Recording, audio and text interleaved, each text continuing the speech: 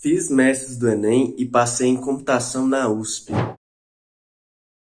Fala pessoal, sejam muito bem-vindos a mais uma aula dos Mestres do Enem. Se você está estudando para o Enem, para vestibulares, ou talvez como reforço na escola ou na faculdade, tenho certeza que esse material vai te ajudar muito. Mas eu sei o que você está pensando. Primeira coisa que você faz quando clica num vídeo de 2 horas e meia. Será que vale a pena ver um vídeo de 2 horas e meia? Sendo que hoje em dia tem chat GPT? Tenho certeza que se passou isso na sua cabeça por alguma fração de segundo. Olha só, vou te mostrar aqui para você o que é o Mestres do Enem, quem sou eu, o criador dos Mestres do Enem, e aí você decide se vai assistir essa aula daqui. Mas eu já lhe aviso, não é só esta aula daqui que está saindo no YouTube não, tá bom? O Mestres do Enem é o meu curso completo de Matemática, Física, Química e Biologia que está saindo gratuitamente aqui no canal do YouTube. Opa, peraí, é um cursinho online completo de exatas que vai sair no YouTube? Sim, senhor, e positone! Tá saindo todas as aulas dos Mestres do Enem, que é o meu curso de Matemática e Ciências da Natureza para o Enem, aqui no YouTube. Vou te explicar sobre o que é os mestres e, bom, basicamente te pedir para se inscrever no canal, porque aí você vai conseguir acompanhar as outras aulas. Meu nome é Humberto Manarino, mas você pode me chamar de Bebeto, então muito prazer. Eu sou youtuber de educação, tenho mais de 10 anos, faço vídeo de Enem, de vestibular, de matemática, de ciências principalmente, e já ajudei muita gente a entrar na faculdade, a aprender exatas. Há mais de 10 anos eu faço isso e em 2020 eu lancei o meu curso Mestres do Enem. Era um curso intensivo de matemática e ciências da natureza voltado para pessoas que tinham pouco tempo de estudo. Eu precisei, para fazer o Mestres do Enem, desenvolver um método de explicar de uma maneira mais intensiva, mais direto ao ponto, sem ensinar as besteiras de cursinho que são só enrolação, por isso que conseguiu ajudar muita gente, alunos pagantes. Foram mais de 30 mil alunos ao longo desses últimos anos. Então olha que especial você poder estar assistindo aqui de forma gratuita no YouTube, né? Já merece o seu like, já merece a sua inscrição, porque esse material custava R$1.000 por ano, só que agora está sendo liberado gratuitamente aqui para você. Mas peraí, Humberto, 2 horas e meia? Como assim 2 horas e meia é um curso intensivo? Você vai ver, é um aulão de 2 horas e meia para você aprender toda a cinemática. É um aulão de 2 horas e meia para aprender tudo sobre metabolismo energético, sobre DNA. As aulas dos Mestres do Enem são construídas de maneira a ser um grande aulão, conectando muitos assuntos. É para você entender os fundamentos por trás, os porquês, a base, a interpretação de texto. É isso que vai fazer você acertar mais questões, é isso que fez o Mestres do Enem ajudar 30 mil alunos pagantes. E é isso que vai ajudar você agora a ver o Mestres do Enem, entrar na faculdade gratuitamente por aqui no canal do YouTube. A playlist do Mestres do Enem completa está aqui e o último aviso que eu tenho que dar para vocês, antes de vocês irem assistir a aula, é por que eu decidi liberar o Mestres do Enem de maneira gratuita. Você quer fazer o Enem no ano que vem? Não quer, né? Você quer fazer o Enem daqui a 2, 3 anos? Não! Você quer fazer o Enem, entrar na faculdade e falar chega de vestibular? Não aguento mais vestibular? Pois é, eu tô nessa também. Eu fiquei há mais de 10 anos só falando de Enem, SISU, matemática, ciência. Cansei de falar disso, pessoal. Já gabaritei o Enem, agora tem que sair gratuito para ajudar o máximo de pessoas possível e a gente seguir a nossa vida. Como que eu tô seguindo a minha vida? Vamos trabalhar no que importa, pessoal. O livro Meu Professor é um ET é o que eu tô super empolgado para mostrar para vocês quando isso sair de verdade. Quando tiver o livro em mão, vocês, vou fazer um vídeo, um estardalhaço. Eu tô super animado para lançar esse livro educativo, infantil, infanto-juvenil, educativo de aventuras no espaço. O aluno, o Bebeto, que é o Bebeto, né? Sou tipo eu, vai ser levado para o espaço pelo professor Isaac Newton e lá no espaço ele vai aprender ciência, vai aprender matemática, truques de matemática, sobre as galáxias, sobre gravidade, sobre aquecimento global. Muito aprendizado, vai ser um livro educativo para as crianças, só que também cheio de piadas, cheio de aventuras. Eu acho que não existe um livro assim hoje em dia e que mistura educação com diversão e vai ser um jeito incrível de eu começar esse meu novo projeto de vida, que é trabalhar com entretenimento de educação. É o que eu mais gosto de fazer, é a parte da brincadeira, é a parte da palhaçada, é a parte da risada, que eu tenho certeza que vocês que já viram os mestres, vocês sabem que eu faço um monte dessas besteiras, é porque é o que eu mais gosto de fazer E escrever é a minha nova forma de levar a educação para o mundo e transmitir a minha mensagem. Eu espero contar com o apoio de vocês quando eu lançar o meu livro. E enquanto não lança, o seu apoio aqui é dar o like neste vídeo, se inscrever aqui no meu canal do YouTube e, se você puder, né, tem os botões de apoiar o canal aqui embaixo, com o que você quiser apoiar, tenha certeza que vai ser muito bem recebido. E, bom, é isso, boa aula para vocês, né? Espero que vocês gostem dessa aula dos mestres do Enem. Lembrando que tem também esta apostila aqui, pessoal, que é um PDF gratuito, também pelo link aqui na descrição. É um PDF com todos os resumos e mapas mentais de todas as aulas dos mestres do Enem, e tem algumas questões do Enem também que foram de cada uma das matérias. É um excelente complemento a essas aulas aqui. Baixem o PDF, está gratuito aqui na descrição. Obrigado, bons estudos para todos vocês e a gente se vê por aí. Quando eu lançar o meu livro, eu vou convidar vocês para o lançamento. Valeu! Fiz mestres do Enem e passei em medicina. Fala pessoal, sejam bem-vindos, vindas a mais um vídeo aqui do curso Mestres do Enem. Na primeira aula a gente falou de fração, razão, proporção e principalmente aquilo de grandezas diretamente proporcionais, inversamente proporcionais, que vão ser essenciais para a gente desenvolver o raciocínio aqui de regra de 3. Eu espero que tenha ficado super claro lá no primeiro vídeo o significado de cada uma das coisas, o que é o denominador, o que é o numerador, porque entendendo o significado você consegue colocar em palavras. E o foco do curso aqui é justamente esse, trabalhar a sua interpretação de texto, porque os exercícios do Enem sempre vão ser contextualizados. Entendendo o significado das coisas, fica muito mais fácil você desenvolver os seus cálculos a partir daí. No vídeo de hoje vamos falar de regra de 3 e muitos assuntos da matemática básica que não se encaixam exatamente em nenhum vídeo, mas que são essenciais e são a base para você desenvolver muitos exercícios do Enem. Visão tridimensional, vamos falar de projeção ortogonal, vamos falar de escala, vamos falar de conversão de unidades de medida, todas essas partes da matemática básica mesmo, para a gente, a partir do vídeo 3, começar a ir um pouco mais a fundo, entrar em equações, entrar em funções e interpretação de gráficos. Então esses dois primeiros vídeos aqui são a matemática super básica e a partir do vídeo 3 vai começar a ficar um pouquinho mais difícil, mas pode ficar tranquilo que aqui a gente sempre vai trabalhar a interpretação e o significado das coisas por trás. Então vai ficar fácil para vocês. Vamos começar aqui. Eu deveria até ter colocado no vídeo anterior um exercício de física, porque lembra do que eu falei para vocês de unidades de medida, de entender o que significam as unidades de medida? Quero resolver com vocês esse exercício de física que caiu no Enem 2015, para só então a gente começar a falar de regra de 3 especificamente. Mas dá uma olhada nesse exercício, leia e tente resolver.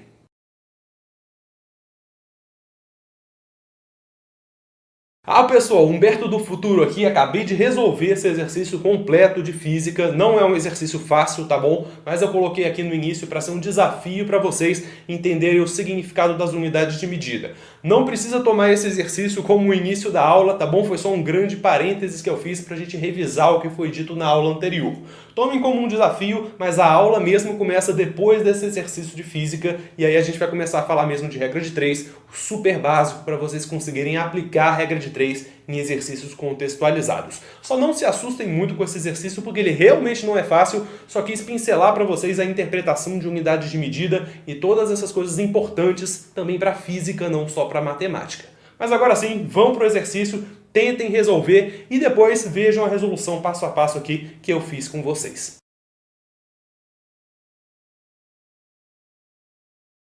Eu coloquei esse exercício daqui, a gente vai usar a fórmula de energia cinética, mas o meu grande objetivo com esse exercício para a gente introduzir esse vídeo daqui é lembrar e relembrar os conceitos de interpretação de frações. Lembra o seguinte, eu falei para vocês que a potência que chega a cada metro quadrado é de 1000 watts. Leia essa fração, leia a unidade de medida. A partir de agora, sempre que você vir uma fração assim com unidade de medida, você vai raciocinar. A cada metro quadrado estão chegando 1000 watts. É esse o significado da unidade de medida e é a partir daí que você vai desenvolver o raciocínio. Por quê? Se a cada metro quadrado estão chegando 1000 watts e a área do meu carrinho é 9 metros quadrados, a gente consegue a partir daí saber quantos watts estão chegando no carrinho como um todo. Percebe? Se em 1 metro quadrado estão chegando 1000 watts. Em 9 metros quadrados, são quantos watts? Se tem 9 vezes a área, são 9 vezes a potência. Nós temos 9.000 watts. Aqui já é a introdução de regra de 3, que daqui a pouquinho eu vou explicar para vocês. Aqui eu só quero mesmo relembrar isso das unidades de medida. Entenda o que significa a unidade de medida, que aí você consegue colocar em palavras e procurar nos dados do texto quais unidades se relacionam com quais. A cada metro quadrado 1000 watts, são 9 metros quadrados, logo 9.000 watts. O rendimento é um outro conceito da física. Isso daqui seria o ideal, 9.000 watts, mas o rendimento é só de 30%. Então só 30% desses 9.000 watts estão sendo aproveitados para se transformar em energia para fazer o carrinho andar. Então desses 9.000 watts, apenas 30% estão sendo utilizados. Vamos relembrar a porcentagem? 30% de 9.000 watts, ou 30 sobre 100 vezes 9.000 watts. Você viu o vídeo do material complementar que eu falei para vocês verem de operações com frações? A gente vai usar bastante aqui, tá certo? Então se vocês não viram, voltem lá na primeira aula, tem o link na descrição, que é para vocês assistirem uma aula super completa de mais de meia hora sobre como somar, subtrair, multiplicar e dividir frações. Nesse caso daqui, eu posso cortar 2 zeros com 2 zeros, eu vou achar 2.700 watts. Então, dos 9.000 watts ideais, eu perdi muitos watts e isso daqui é o que realmente vai ser utilizado para se transformar em energia para o meu carrinho andar. Percebe o que a gente fez até aqui? São duas coisas que eu ensinei lá no vídeo anterior. Interpretar a unidade de medida e calcular a porcentagem.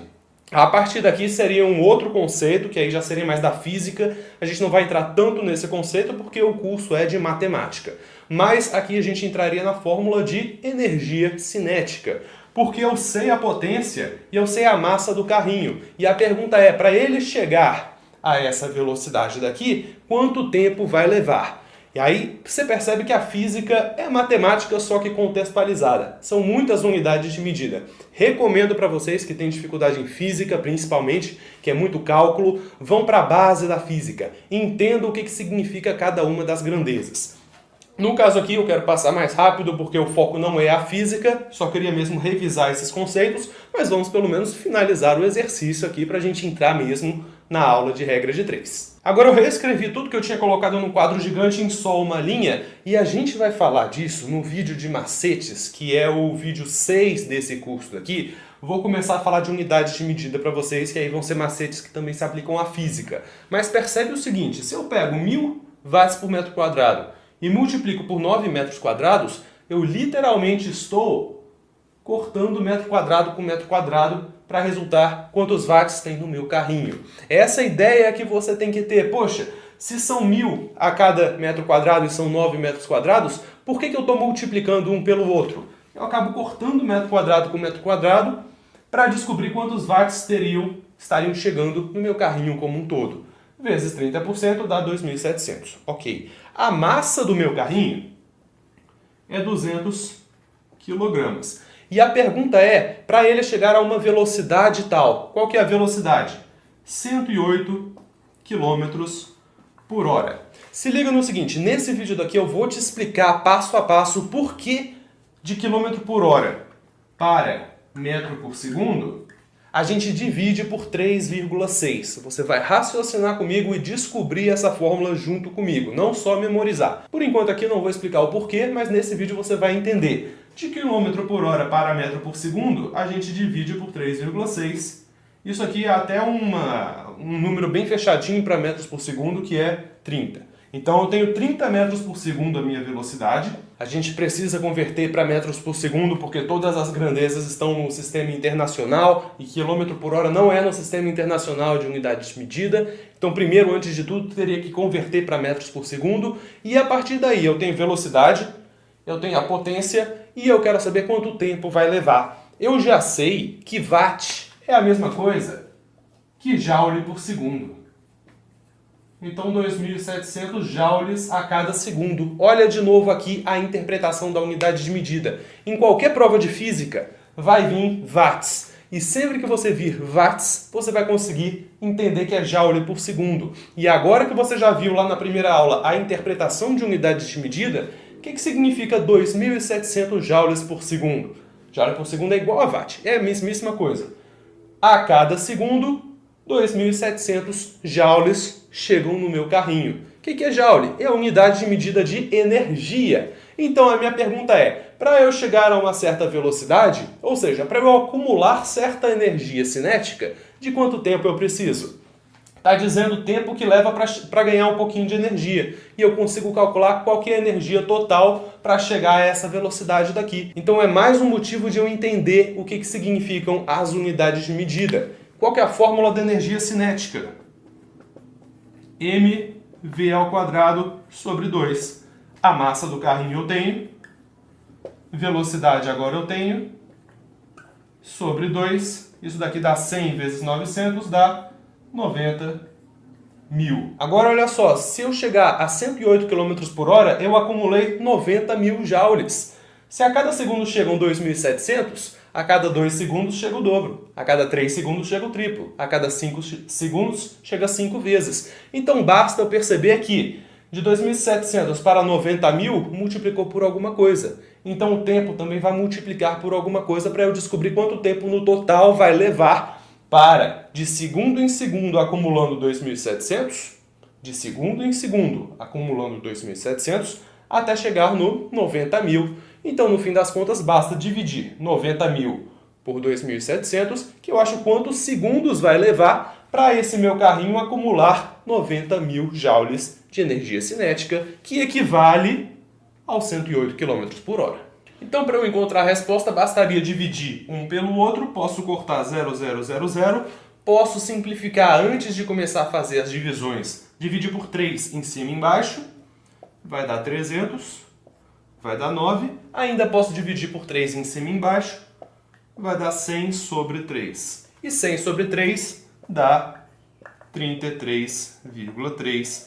A resposta é 33. É o tempo mais próximo para o carrinho. De zero de energia cinética, acumulando 2.700 joules a cada segundo, chegar à energia cinética de 90.000 joules. Em 33,3 segundos, acumulando 2.700 a cada segundo, ele vai chegar aos 90.000 joules, que equivalem à energia cinética de 30 metros por segundo, que são os 108 km por hora. Agora sim, vamos começar a parte da matemática. Isso daqui foi uma grande revisão, foi até um desafio para você, porque esse exercício não é fácil, tá bom? Mas eu espero que vocês tenham entendido a interpretação da unidade de medida, a aplicação da porcentagem e entender o que a unidade de medida está dizendo para você. Foi esse o meu objetivo ao colocar esse exercício daqui logo no começo, mas vamos dar vários passos atrás agora para começar a entender mesmo o significado de regra de 3. Aqui a gente fez 2 regras de 3 nesse exercício, mas sem chamar de regra de 3. No fim das contas foi a regra de 3, e isso daqui que eu fiz, ó, essa divisão daqui, você vai perceber que foi uma regra de 3 e a outra lá atrás, né, do 1000 está para 1, assim como tanto está para 9.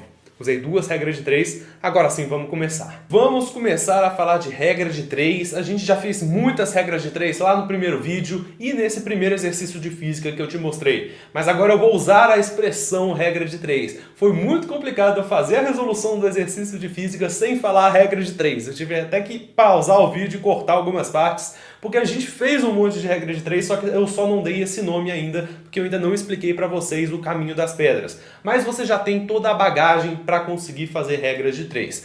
Precisamos revisar grandezas diretamente proporcionais para você perceber que vai ser tudo a mesma coisa da regra de 3. Se liga o seguinte, faz conta de frascos e litros de água. Eu estou usando um frascozinho de, sei lá, espuma de banho, estou jogando na banheira e para ter a quantidade ideal de espuma que eu quero para tomar meu banho gostoso, eu preciso ter um frasco a cada 1000 litros. Se aumentar a quantidade de água, eu vou precisar aumentar a quantidade de frascos. Se diminuir a quantidade de água, eu tenho que diminuir a quantidade de frascos para manter a proporção, para que não fique sal de banho de mais ou sal de banho de menos. Então, mantendo-se as proporções aqui para eu ter a concentração exata de sais de banho para tomar o meu banho com a quantidade de espuma que eu gosto, faz de conta assim. Então, se eu dobrar a quantidade de água na banheira, eu tenho que dobrar também a quantidade de frascos. É que nem aquele raciocínio da receita de bolo, né? Se eu quero fazer 2 vezes a quantidade de bolo, eu vou dobrar todos os ingredientes. Se eu dobrar um e não dobrar outro, vai perder a proporção e a massa do bolo, depois de feitas essas mudanças matemáticas, não vai ser a mesma coisa do que a que deveria ter sido. Então é essa a ideia de grandezas diretamente proporcionais. Se multiplicar por 2 um lado, também tem que multiplicar por 2 o outro. Se triplicar, também tem que triplicar. Se dividir por 2, também divide por 2. Grandezas diretamente proporcionais. Ainda nessa aula eu vou falar um pouco das grandezas inversamente, como fazer regra de 3 com as grandezas inversamente proporcionais, mas a grande parte aqui vai ser diretamente proporcionais mesmo. Lembra que eu falei lá na aula anterior que isso daqui é a mesma coisa que escrever isso daqui? 1 a cada 1000, ou seja, um frasco a cada 1000 litros, é a mesma coisa que 2 frascos a cada 2000 litros. Ou, lembra da expressão que eu falei lá na aula anterior? 1 está para 1000, assim como 2 está para 2000.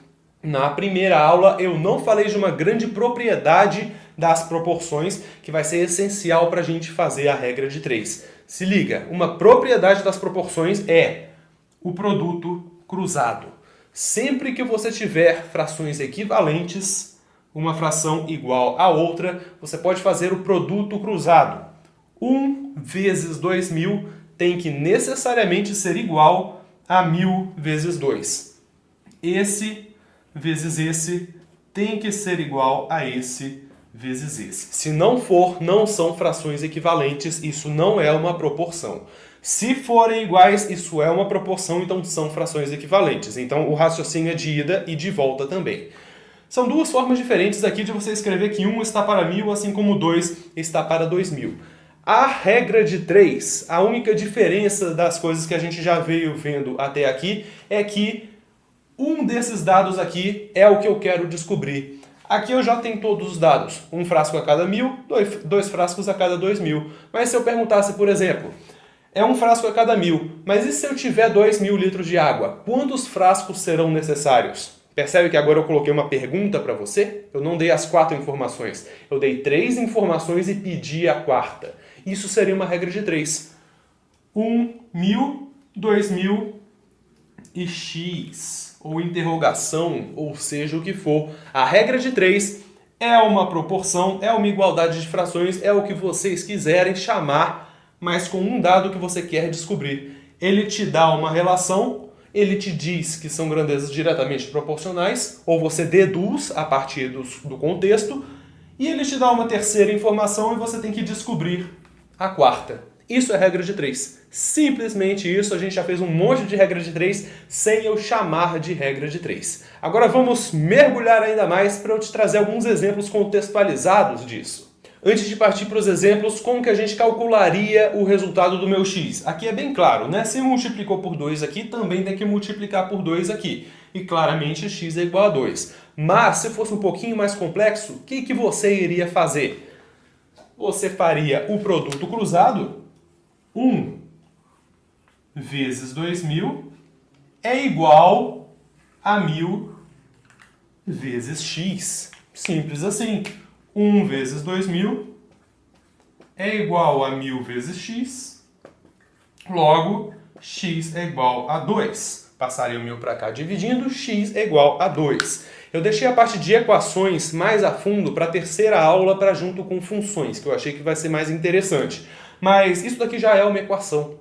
Equação é quando você tem o x e você quer descobrir o x. Regra de 3 já é uma introdução às equações de qualquer forma, porque tem uma informação que eu quero descobrir, e eu sempre vou querer descobrir alguma informação, porque todo exercício do Enem vai te pedir um resultado. Então, descobrir o seu x já é o contexto de equações, tá bom? Então a gente já vai introduzir equações nesse vídeo daqui, mas vamos aprofundar com a equação do segundo grau lá no terceiro vídeo, daqui a pouquinho. Percebe? Descobrimos o valor de x daqui, mas seria mais fácil nesse caso, por exemplo, que é só multiplicar por 2, quando você percebe que multiplicou por 2, bastaria multiplicar por 2 no outro lado também e você encontraria o valor de x. Lembrando que isso só vai valer para grandezas diretamente proporcionais. Se fosse, por exemplo, lá que nem eu falei no vídeo anterior, de lado e área do quadrado, não daria para você fazer regra de 3 porque não são diretamente proporcionais. Guarda isso na sua cabeça. Regra de 3 só pode ser usada se as grandezas forem diretamente proporcionais. Ou inversamente proporcionais, com um detalhezinho que eu ainda vou falar nesse vídeo daqui, mas precisa da proporcionalidade. Precisa do produto cruzado, da igualdade de frações. E só se permite o produto cruzado quando existe a proporção. Então, regra de 3 só é permitida quando as grandezas forem proporcionais. E eu quero frisar aqui, antes da gente continuar, é muito importante a gente tocar bastante nesse ponto, bater bastante nessa tecla, que a gente está falando de duas grandezas. Lembra o que é uma grandeza? É um número que representa alguma coisa. Nós vamos sempre estar falando de duas grandezas, a relação entre duas grandezas diretamente proporcionais ou inversamente proporcionais. Grandezas, duas grandezas, por exemplo, eu vendo tantos livros por dia, eu compro tantos chocolates a cada 10 reais que eu ganho, sempre duas grandezas. E a regra de 3 é sempre nessa mesma lógica. Eles vão te dar um parâmetro, uma referência, por exemplo, eu vendo 100 livros por dia, e vão te perguntar caso mude o número de dias ou caso mude o número de livros para você descobrir essa quarta informação. Eles vão te dar 3 informações, sendo que a primeira é o parâmetro, é a referência, e vão te dar uma terceira informação para você descobrir a quarta. Isso é regra de 3, é sempre a relação entre duas grandezas, não importa quais grandezas sejam, elas precisam ser proporcionais para que aí você consiga usar a regra de 3.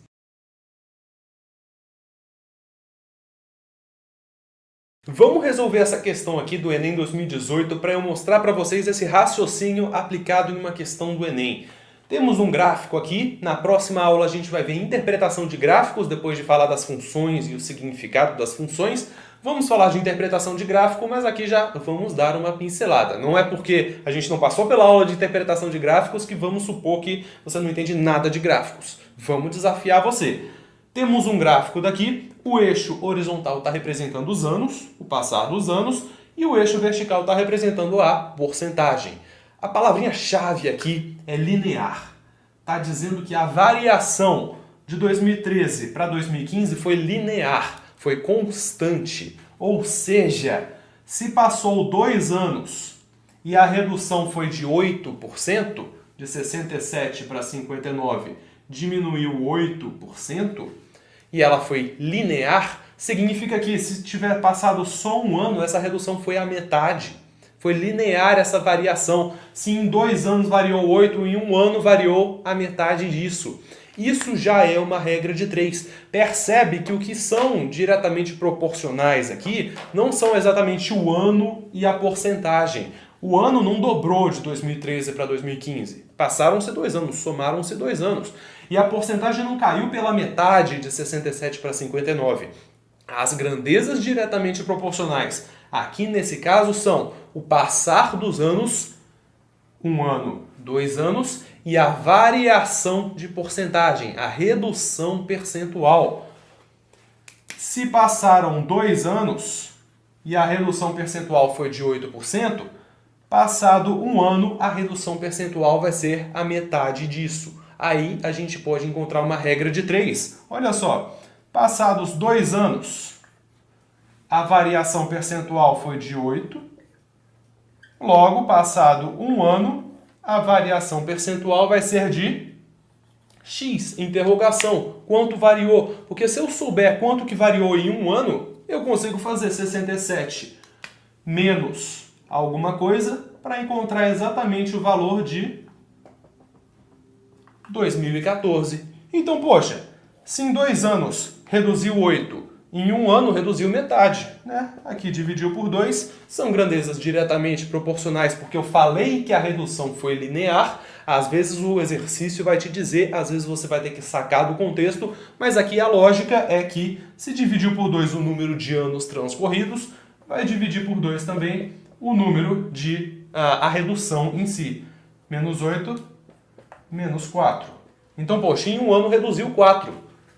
De 67 menos 4, 63%. É exatamente a média entre 67 e 59, porque é exatamente o ponto médio. né? Reduziu 8 em 2 anos, reduziu 4 em 1 ano. Percebe que se eu fosse fazer de 67 para 61, por exemplo, a variação não foi linear. Tá? Eu não poderia fazer, por exemplo, para calcular o próprio 2014, eu não poderia fazer isso daqui, ó. Se liga. 1, 2, 3, 4 anos, reduziu 6%, assim como 1 ano reduziu X. Eu não poderia fazer isso daqui porque a variação de 67 até o 61, ou seja, de 13 até 17, não foi linear. Primeiro baixou, depois subiu um pouco. Não foi totalmente linear. Se fosse totalmente linear, eu poderia fazer a regra de 3, mas não foi. Foi linear nesse intervalo de tempo aqui. Então, nesse intervalo de tempo aqui, eu poderia fazer a regra de 3. Mas não foi linear na variação de tempo todo, no intervalo de tempo todo. Então, essa regra de 3 aqui me daria um resultado errado. Eu não poderia fazer, e isso daqui iria me fazer errar os cálculos. Percebeu como é que funciona a regra de 3? 2 está para uma redução de 8%, assim como 1 ano está para uma redução de X. Esse X é o que eu quero descobrir. Poderia tanto fazer o produto cruzado, quanto perceber que se esse lado dividiu por 2 e são diretamente proporcionais, então esse lado também vai dividir por 2 e eu encontro a resposta certa.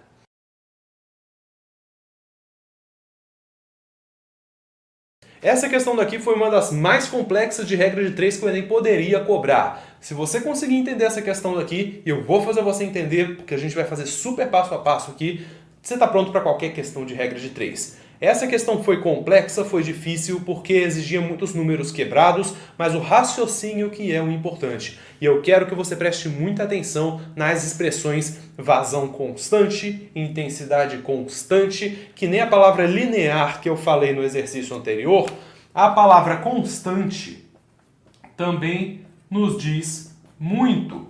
Porque se a chuva está a uma intensidade constante e está me dizendo que passou certo tempo, se passar o dobro do tempo com essa chuva de intensidade constante, vai chover o dobro, vai ser o dobro de água. Se triplicar o tempo, vai triplicar a quantidade de água. Se dividir por 2 o tempo, vai dividir por 2 a quantidade de água que cai.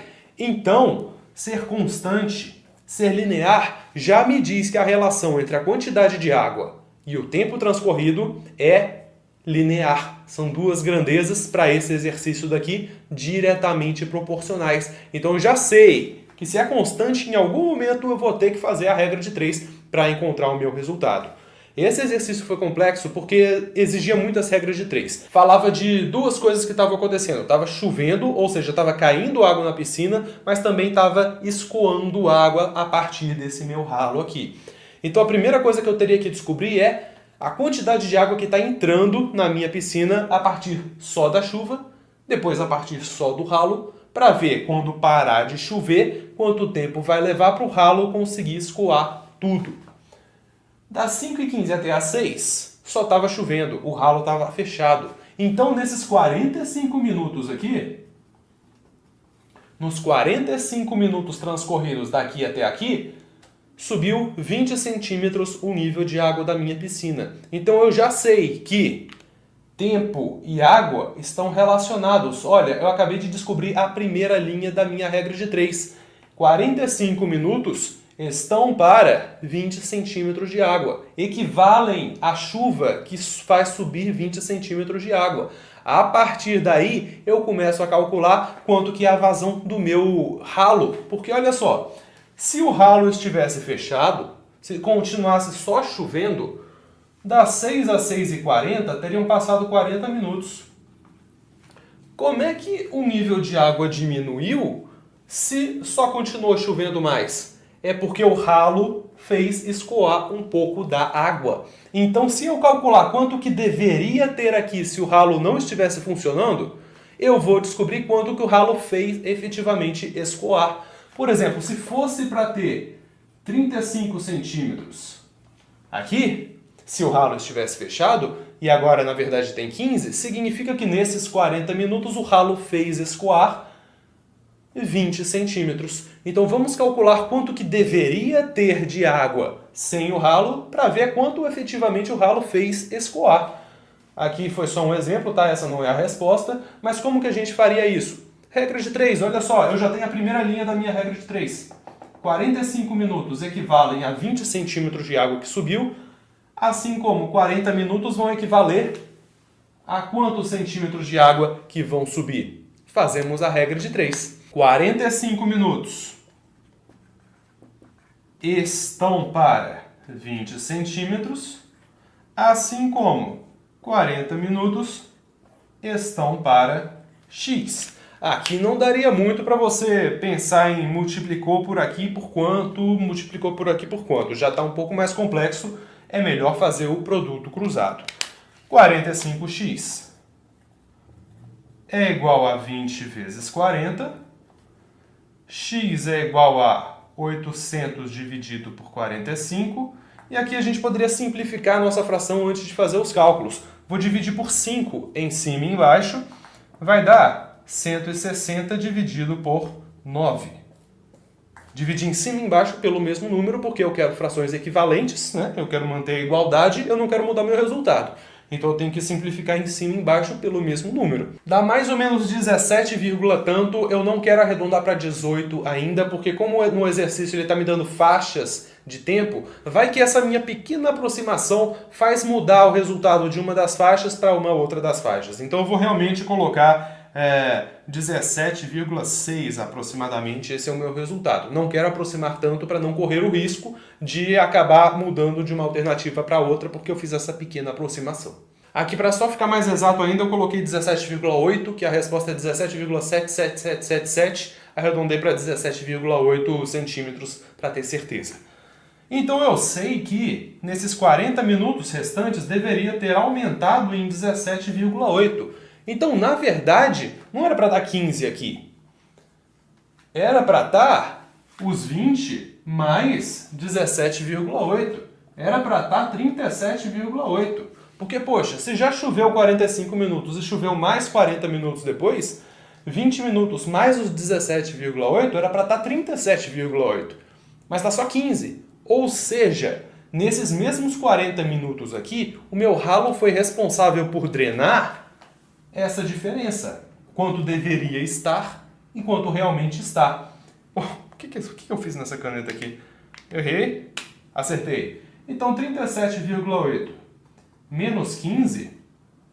Então o ralo foi responsável por drenar 22,8 centímetros de altura dessa água em 40 minutos. Então agora eu sei a vazão do meu ralo, porque falou que é uma vazão constante. Então se em 40 minutos drena isso, em quantos minutos vai drenar o restante? Então vamos lá, a nossa segunda regra de 3 agora vai ser um pouco diferente, porque antes a gente queria calcular quantos centímetros de água o meu ralo foi responsável por drenar. Agora eu já sei quantos centímetros de água o meu ralo drena nesse tempo daqui. Eu quero descobrir em quanto tempo ele vai drenar o restante. Agora a nossa segunda regra de 3 é para descobrir o tempo, não descobrir quanto de água ele é responsável por drenar. Mas como as duas grandezas são diretamente proporcionais, se eu tenho a relação entre a altura de água e o tempo, ele me dá uma terceira informação, eu consigo descobrir a quarta. Não importa se essa terceira informação é tempo ou água. Se ele me der essa terceira informação, eu consigo calcular a quarta. Esse é o propósito da regra de 3. Eu já sei que ele drena 22,8 centímetros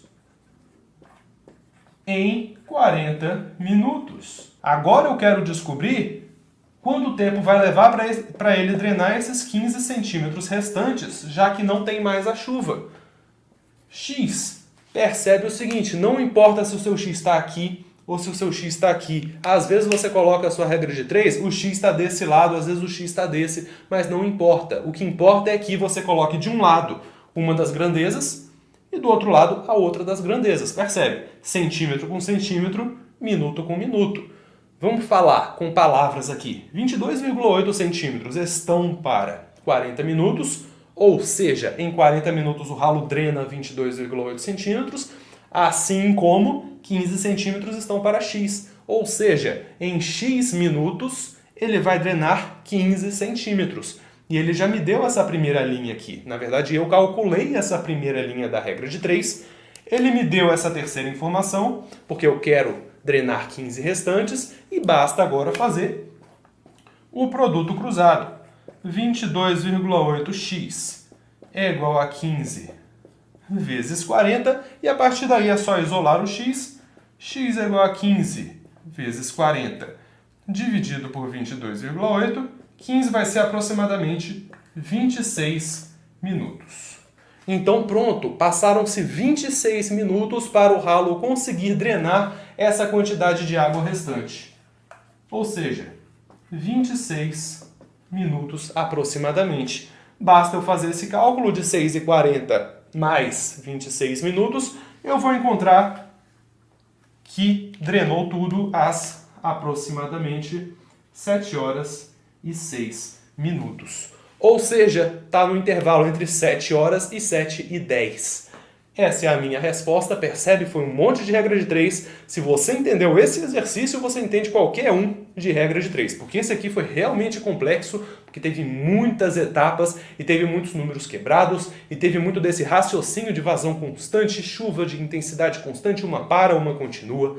Se você entendeu esse exercício, você está pronto para os exercícios de regra de 3. E claro que lá na parte de resolução de questões, aulas 7, 8 e 9, a gente também vai usar um monte de regra de 3, tá bom? Então você vai praticar bem mais regra de 3 junto comigo na parte de resolução passo a passo das questões. Agora eu só quero bater ainda mais na tecla de que para fazer regra de 3 as grandezas precisam ser diretamente proporcionais. Ou já ainda vou falar das inversamente, mas precisam ser proporcionais. No caso do lado do quadrado e da área, não tem proporcionalidade aí, porque se eu dobrar o lado do quadrado, 2 vai para 4, a minha área não dobra, ela multiplica por 4.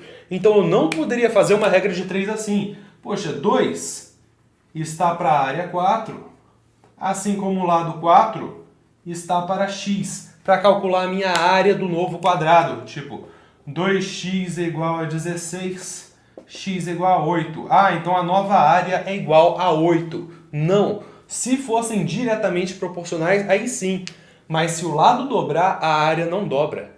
Isso não são grandezas diretamente proporcionais. Você não pode fazer a regra de 3. Você vai ter que fazer de um outro jeito para calcular a relação entre essas duas grandezas. No caso aqui seria uma relação quadrática, né? Seria uma relação de equação do segundo grau, e aí a gente vai ver na próxima aula. Mas só fica com isso na cabeça de que você só pode fazer a regra de 3 se for naquela premissa de se dobrar, dobrou, se triplicar, triplicou, se quadruplicar, quadruplicou, etc. Sempre se pergunte isso antes de começar a fazer os cálculos. Aqui a gente falou, chuva de intensidade constante. O constante já é uma palavrinha-chave para você perceber, relação linear com o tempo, relação proporcional com o tempo. Vou pensar em fazer regra de 3, tá certo? Outro exemplo de coisa que você não poderia usar a regra de 3 é nota no Enem e número de acertos. No Enem especificamente, cada questão vale diferente. Não são todas as questões que valem a mesma pontuação. Lembra que eu falei lá no primeiro vídeo? Falei, pensa a quantidade de acertos e a quantidade de questões. Se dobrar o número de acertos, dobra a nota. Mas isso só valeria se cada questão valesse a mesma coisa. Aqui, por exemplo, no Enem, se você acerta 10 questões e tira 600, se você acertar 30 questões, você não vai tirar 1.800. Não é uma relação linear. Você não poderia fazer regra de 3 aqui. Teria alguma outra fórmula, algum outro jeito. A fórmula da TRI, inclusive, é um negócio super complexo para você calcular a sua nota. Então saiba, a regra de 3 é um jeito específico de calcular uma relação específica entre grandezas. E grandezas são números que contam alguma coisa.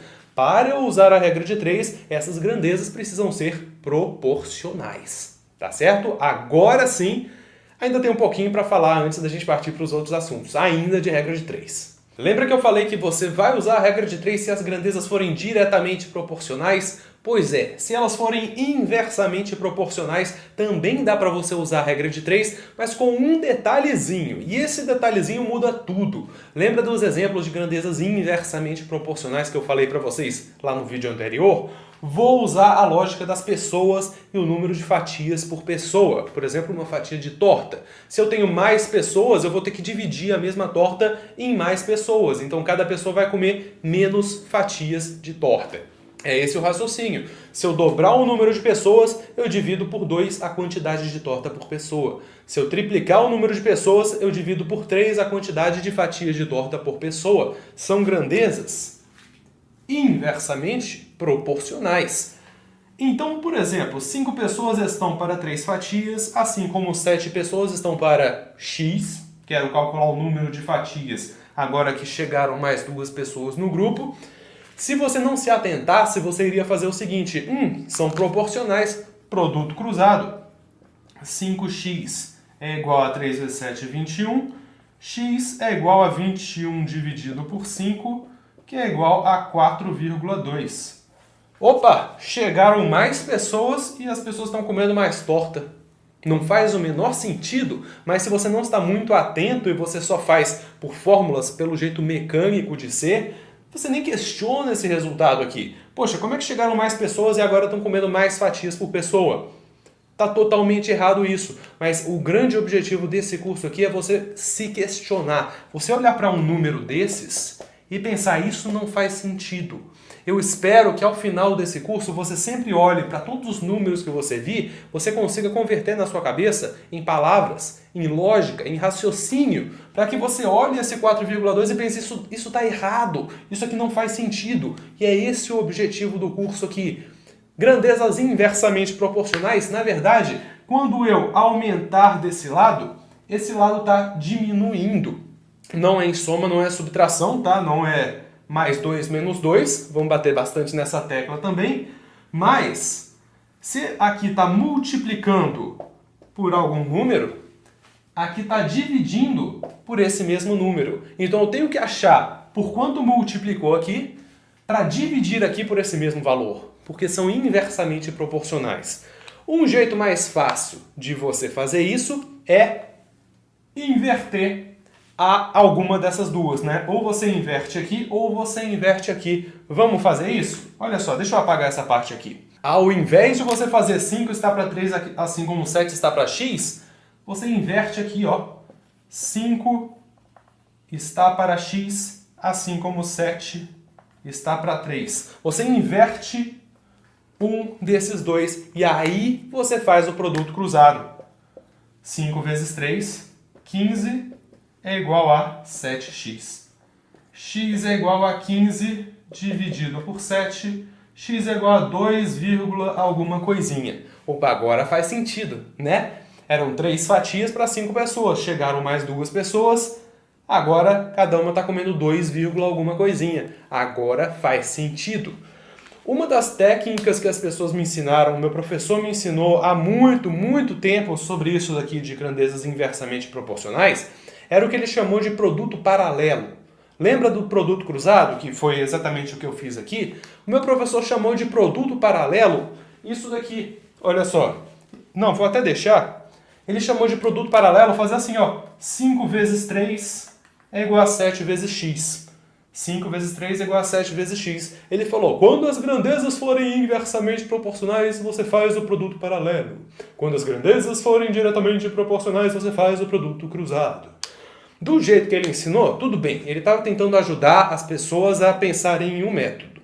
Na minha opinião, não é legal ensinar desse jeito, porque parece que você está ensinando uma nova técnica para a pessoa. Aí a pessoa vai ficar confusa. Ah, quando eu faço o produto paralelo, quando eu faço o produto cruzado, quando no fim das contas, se você entende o que está acontecendo, se você entende que são inversamente, por isso você tem que inverter, senão você vai encontrar o resultado que não faz sentido. Quando você entende isso, não precisa ficar decorando. Ai, quando eu faço um produto paralelo, produto cruzado. Não precisa se desesperar com isso. Recebo muito comentário de pessoas que falam assim, Humberto, eu não sei quando eu tenho que dividir. Eu não sei quando eu tenho que multiplicar.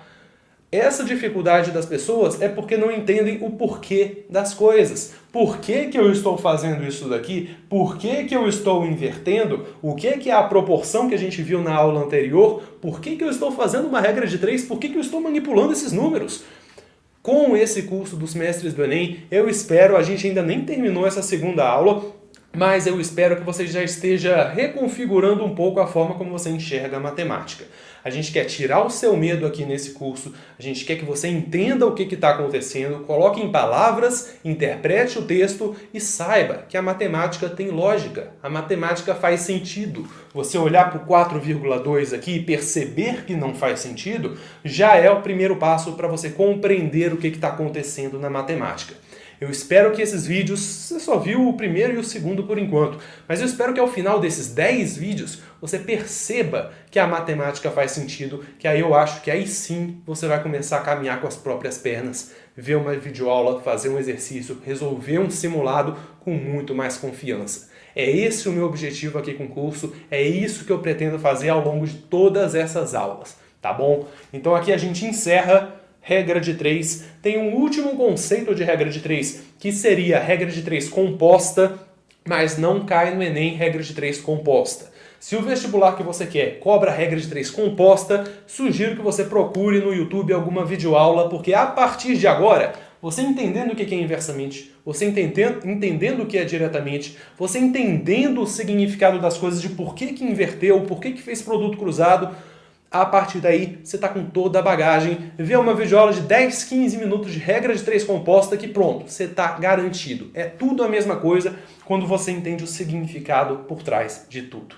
Se você está gostando do vídeo até aqui, deixa um comentário aqui embaixo. Agora a gente vai começar sobre visão 3D, perspectiva, essas coisas. Vamos mudar um pouco a vibe. Então tome esse tempinho, faz uma pausa, você merece. Coloca aqui embaixo nos comentários o que você está achando dessas aulas por enquanto. Vou apagar o quadro aqui, tome seu tempo, coloca um comentário e vamos continuar. A partir de agora vamos mudar radicalmente o que a gente estava falando aqui no vídeo para começar a introduzir os conceitos de visão tridimensional.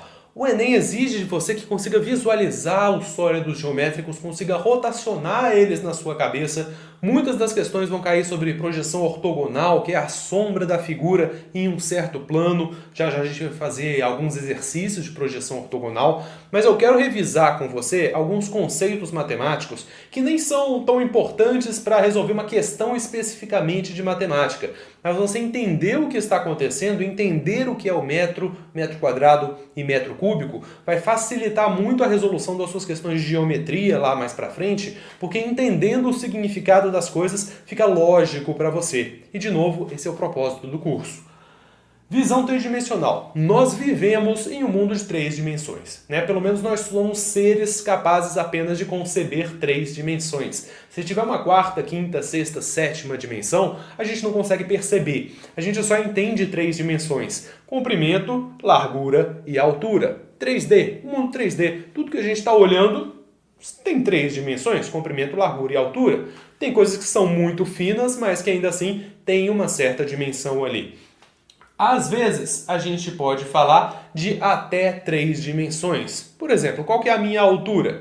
1,85. Por exemplo, eu não estou me importando com a minha largura nem com o meu comprimento, né, a minha terceira dimensão. Quando a pergunta é qual que é a sua altura, é simplesmente a distância do ponto da minha cabeça até o ponto do meu pé. É só uma linha, é simplesmente uma das dimensões que eu estou medindo. Então, ao eu perguntar o meu comprimento, o seu comprimento, por que eu perguntaria o meu próprio?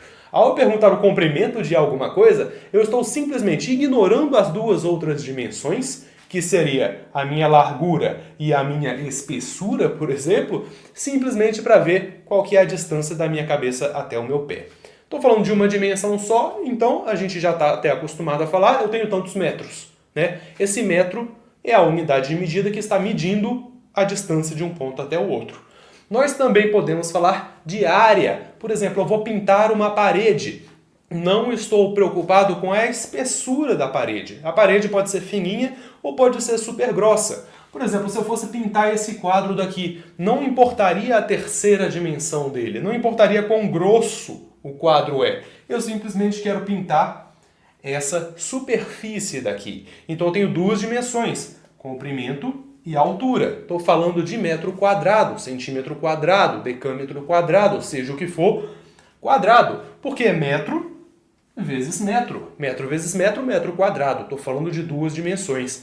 E por fim, nós podemos pensar em três dimensões, tipo qual que é o volume de uma caixa, né? Quantos objetos cabem na caixa. Aí eu estou falando de três dimensões, comprimento, largura e altura. Até três dimensões. Não poderia falar, por exemplo, de metro quarto, metro quinto, metro sexto, porque a gente não entende o que significa uma quarta dimensão. Você entende? Consegue conceber uma quarta dimensão? Como que é uma figura geométrica de quatro dimensões? A gente não entende isso. Isso que é engraçado de você pensar. Nós vivemos em um mundo de três dimensões, então nós vamos lidar com figuras geométricas, com coisas de três dimensões. Imagina como seria o Enem de um mundo de 7 dimensões. Teria questões muito mais complexas, né? Qual que é o metro sétimo de alguma coisa? Felizmente a gente vive só em 3 dimensões, entendendo o significado de metro, metro quadrado e metro cúbico. A partir daí você começa a desenvolver os seus raciocínios. Eu trouxe aqui um objeto para tentar mostrar para vocês de um jeito bem deplorável, mas que eu espero que faça sentido para vocês. O que significa metro, metro quadrado e metro cúbico? Eu trouxe um rolo de papel alumínio. Eu quero que você considere o seguinte, que você não está vendo esse rolo de papel alumínio. Mas, Humberto, eu estou vendo. Faz de conta que você não está vendo, porque ele é tão fino, mas tão fino, que na verdade ele não tem dimensões, ele só tem comprimento. Ele tem uma única dimensão, que é o metro. Ah, Humberto, mas eu estou vendo uma altura dele. Faz de conta que você não está vendo, tá? Faz de conta que você não está vendo nada aqui na minha mão. E eu quero que você preste atenção no seguinte. Olha o que eu vou fazer com esse rolo de papel alumínio. Olha só, você não está vendo nada, né? Nada, nada, nada. A partir de agora, olha só. Eu comecei a abrir o rolo. Opa, começou a surgir alguma coisa aqui. Percebe? Olha só. Caramba, que mágica, Humberto. Como é que você está fazendo isso? Pois é, eu sou sensacional, fenomenal. O que eu fiz nesse rolo daqui? O que antes tinha apenas comprimento, eu comecei a puxar e abrir e estender por uma segunda dimensão. Tinha só uma dimensão, eu abri ele em uma segunda dimensão. Na parte de geometria, isso vai ficar bem claro para você, porque o que eu fiz foi pegar uma das dimensões e multiplicar por uma segunda. Por isso que a fórmula da área do retângulo é comprimento vezes altura. Eu multipliquei uma das dimensões pela outra para calcular a área. Antes era só comprimento. Era só comprimento, não tinha largura. Eu pedi para você fazer de conta que não estava enxergando, né? Depois, quando eu puxei, teve uma segunda dimensão. Se, por exemplo, eu conseguisse fazer aqui e estender por uma terceira dimensão, eu teria volume. Por exemplo, aqui eu tenho a minha área, né? Eu tenho duas dimensões, mas se você olhar assim, não tem espessura nenhuma, totalmente fininho.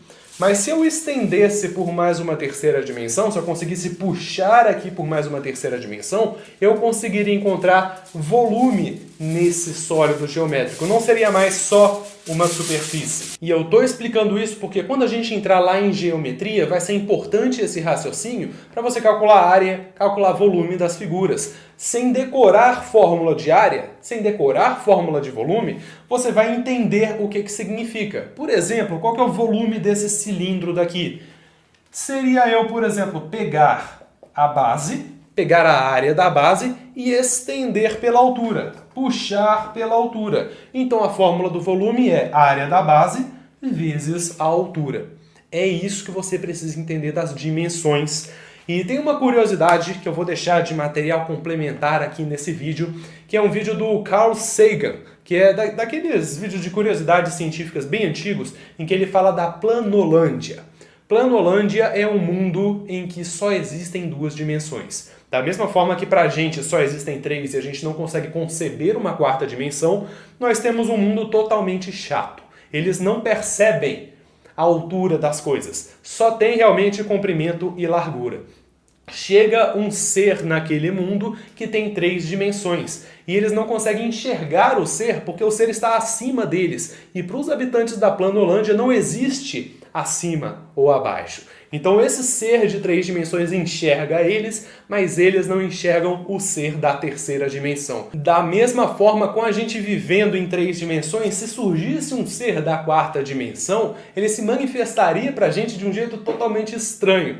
E o Carl Sagan explica pra gente a ideia de hipercubo, que é como se fosse a sombra de um cubo da 4ª dimensão na nossa terceira dimensão. Vai lá dar uma olhada nesse material complementar, eu até espero vocês antes da gente continuar aqui para a visão ortogonal, porque é um negócio muito doido, vale super a pena vocês darem uma olhada. Se você não foi ver, eu realmente recomendo que você veja, porque é muito bacana, mas vamos desenvolver aqui agora o raciocínio de projeção ortogonal. Isso das dimensões lineares foi mais uma pincelada que realmente vai fazer sentido só lá na parte de geometria. Só quis pincelar porque é importante dimensões lineares para o que a gente vai falar em seguida, que é a conversão de unidade de medida.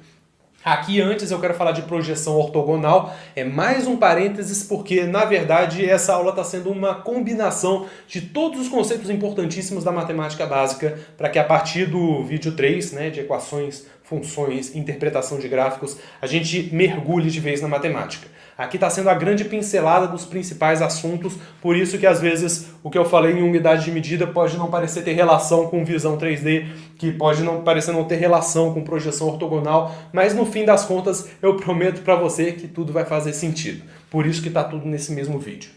Visão tridimensional, vou falar de projeção ortogonal agora. Projeção ortogonal é como se você estivesse achatando as 3 dimensões em só 2, ou só uma. Você está achatando as dimensões, você está considerando apenas uma ou 2 das dimensões.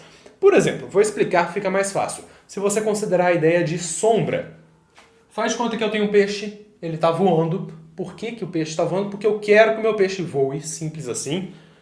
Meu peixe está voando, ele está muito feliz. E ele faz umas trajetórias assim, uhul, o peixe está feliz. Tá ótimo, faz um rasante, depois volta e termina aqui o meu peixe. Essa é a trajetória do meu peixe. O peixe está tão doido quanto eu que falei que peixe voa. Enfim, se o sol está lá em cima, o sol está a pino, o sol de meio-dia, ele está projetando a sombra desse peixe no chão. Percebe o que está acontecendo? O sol está projetando a sombra dele, mas não importa que o peixe esteja aqui, ou aqui, ou aqui, a sombra dele no chão vai ser exatamente no mesmo ponto. Não importa a altura dele. Quando o sol está projetando a sombra, é como se tivesse alguém lá em cima simplesmente olhando tudo de cima. Então o peixe subir ou descer não faz diferença. Então a sombra desse meu peixe, na verdade, vai ser só uma linha reta aqui, A linha reta começa a vir para cá conforme o peixe anda, depois a linha reta volta, vai, volta, volta, vai, mas simplesmente isso daqui. A sombra não está indo para baixo ou para cima. A sombra está simplesmente sendo projetada no chão e está mostrando a sombra do meu peixinho. Na verdade, não está acontecendo nada aqui, além de ele ir para frente ou para trás, a projeção ortogonal do meu peixe. Então, apesar de em 3 dimensões o meu peixe está indo para cima e para baixo, a projeção ortogonal dele, na verdade, só está indo para frente e para trás. Só está considerando as dimensões de ir para frente e para trás, porque uma das dimensões foi desconsiderada, porque está olhando exatamente de cima. Essa é a ideia de projeção ortogonal, é como você descartar uma das dimensões, exatamente a dimensão que não é levada em conta quando você olha de cima, ou você olha exatamente de lado, ou você olha exatamente de outro, está sempre achatando uma das dimensões, digamos assim. Exercícios vão tornar isso mais fácil. Eu trouxe 2 exercícios aqui de Enems anteriores. E lá na parte de resolução, uma das questões fáceis, na verdade a segunda questão fácil já foi de projeção ortogonal. Que foi aquela do, se vocês se lembram, P-I-N-E. E tinha o Sol aqui em cima e estava perguntando qual que era a projeção das sombras, que seria mais ou menos isso daqui, a partir só da espessura. Mas vamos resolver 2 questões de Enems anteriores aqui, para ficar mais claro e não ficar repetitivo com as questões que já vão ser resolvidas lá no vídeo da aula 7.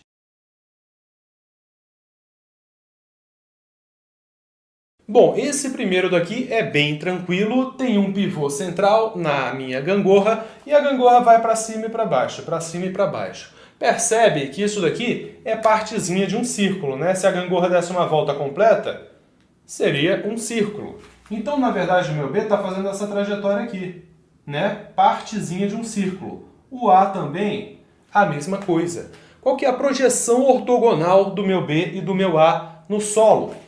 Se está falando do solo, então é como se eu estivesse considerando o Sol lá em cima. Está projetando a sombra dele exatamente no solo. A projeção dele é ir daqui até aqui. Importa que esteja indo assim, ou assim, ou assim? Não importa o que ele faz na altura, porque a única coisa que importa é a largura. No caso aqui, porque o Sol está lá em cima, então o Sol não vê se ele está indo para cima ou para baixo. Simplesmente ele vê que está se afastando um pouquinho e voltando um pouquinho. O A é a mesma coisa, né? A sombra está fazendo isso daqui. Então a minha resposta certa são só 2 tracinhos, não tem nada de curva, nem nada disso. Porque achatou uma das dimensões, então só está considerando se está indo para frente ou para trás, não mais para cima ou para baixo. O próximo exercício é um pouquinho mais complexo, mas ainda é resolvível.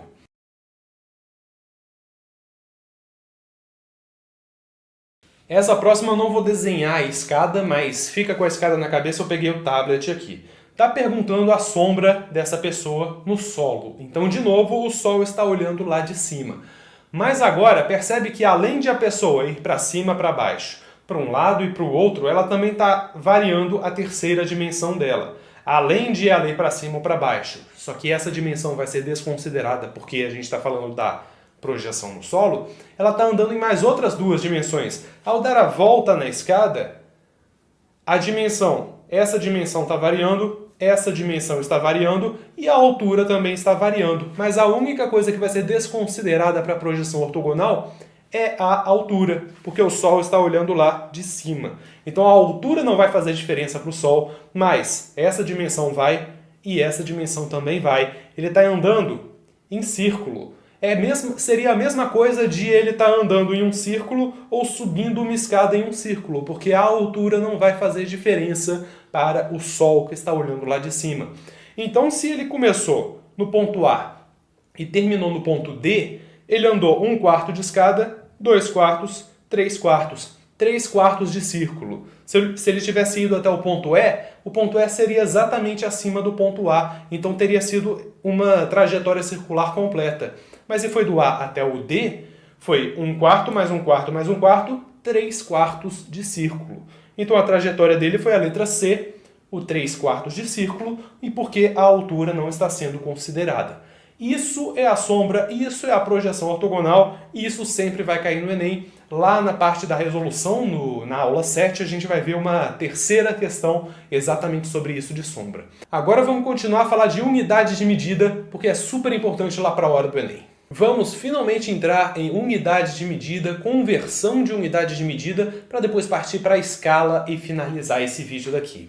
Unidades de medida são tudo lá na hora do Enem, principalmente aquilo que você viu no início do vídeo, que eu introduzi para vocês o exercício lá dos watts, que era joule por segundo, você interpretar a unidade de medida. Unidade de medida é o que você está contando, digamos assim. Se eu chegar para você e falar que eu corri 5, você vai perguntar, correu 5 o quê?